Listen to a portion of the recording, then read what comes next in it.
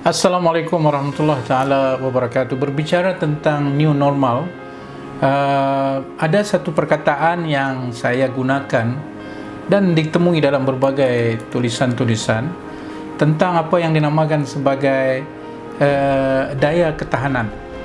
Daya ketahanan sangat-sangat penting dalam kita merempuh post COVID ini, dan saya ingin jelaskan apa yang disebut oleh pakar-pakar bahawa yang dimaksudkan dengan daya ketahanan ini ialah kemampuan kita untuk melantun kembali semula setelah ditekan begitu kuat dan mampu bertahan dalam tekanan tersebut dan kurang terganggu dengan tekanan besar yang mereka terpaksa hadapi.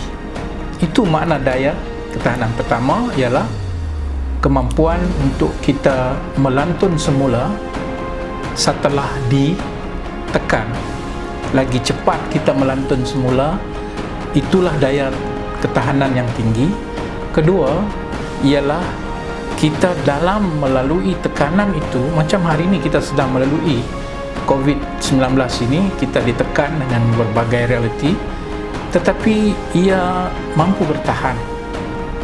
Dan yang ketiga ialah dia tidak sangat terganggu berbanding dengan tekanan besar yang dihadapi. Maknanya kalau tekanan besar dibuat perbandingan dengan sepatutnya kita terganggu begitu begitu terganggu, yang dikatakan daya ketahanan ialah dia tidak terganggu sangat, less disturbed comparing to the pressure ataupun berbanding dengan tekanan yang dihadapi. Itu takrif ketahanan diri. Soalnya, apakah mampu khususnya ketahanan diri ini kepada kerajaan? Kerana dalam suasana ini, termasuk pasca COVID, kerajaan memain peranan yang cukup besar dalam membuat intervensi untuk mengurangkan tekanan kepada orang ramai. Tapi soalannya ialah lebih besar intervensi melalui pakej rangsangan dan sebagainya yang kita sendiri sudah keluar hampir 20 bilion, walaupun di-announce 250 bilion, Amerika 2 trilion dan juga negara-negara Eropah yang lain.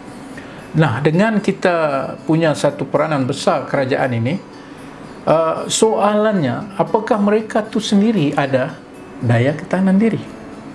Nah, daya ketahanan diri ini tidak hanya bergantung kepada intervensi kerajaan, tetapi yang lebih utama ialah bagaimana pemimpin-pemimpin berfikir, yang saya sebutkan systematic thinking, berfikir secara sistematik yang mengambil kira semua aspek dan risiko-risiko, dan bukan sekadar berfikir bagi rangsangan kemudian selesai dan kemudian mereka kembali kepada kesibukan menjaga diri masing-masing dan sebagainya. Ini sangat penting untuk kita memahami peranan kerajaan dalam menangani era new normal. Yang kedua, untuk kita melihat peranan ini, amat penting kerajaan itu dilihat telus.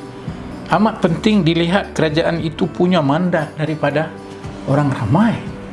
Amat penting kerajaan itu punya hubungan dengan sektor perniagaan, dan lebih penting keberkesanan rangsangan yang dikeluarkan itu dari segi perbelanjaan, dan tidak ada lagi isu-isu ketirisan yang mana kerajaan yang dikatakan punya daya tahan yang tinggi ini mestilah kerajaan yang tegas dalam soal korupsi, rasuah, dalam soal menangani rasuah. Kalau tidak ada ketegasan ini, dan kita pun tahu bagaimana negara kita melalui sentakan daripada langkah syariatan yang hari ini dilihat isu-isu korupsi yang dulu dijadikan sebagai satu teriakan besar, ya, untuk membuat perubahan, sudah hari ini semakin pudar suara-suara itu.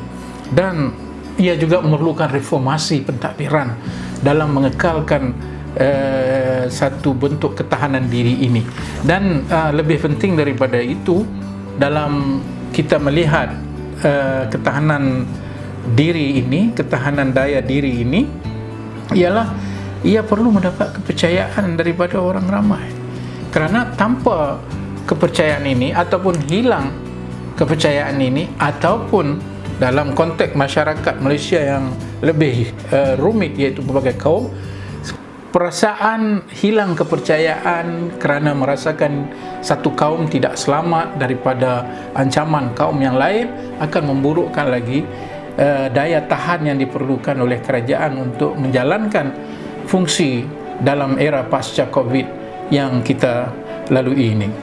Akhirnya daya tahan itu menuntut sebuah kerajaan yang punya satu keupayaan yang tinggi untuk melebarkan solidariti, melebarkan konsensus, dan melebarkan satu bentuk kepentingan nasional, dan menjadikan itu sebagai mesej utama dalam konteks ia coba menyerlahkan daya ketahanan dirinya. Dan sudah tentulah kita tahu bahawa secara khususnya negara kita Malaysia, soal solidariti ini banyak terganggu dengan berbagai aspek-aspek yang mungkin sukar dilakukan dalam era sebuah kerajaan yang tidak mendapat mandat rakyat ini.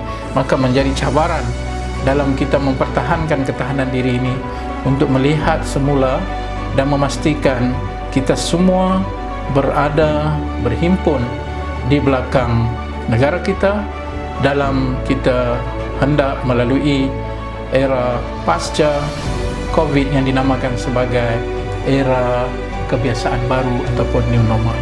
Itulah yang kita harapkan dapat dibentuk dalam masa hadapan untuk negara kita berjaya melalui era ini. Wassalamualaikum warahmatullahi wabarakatuh.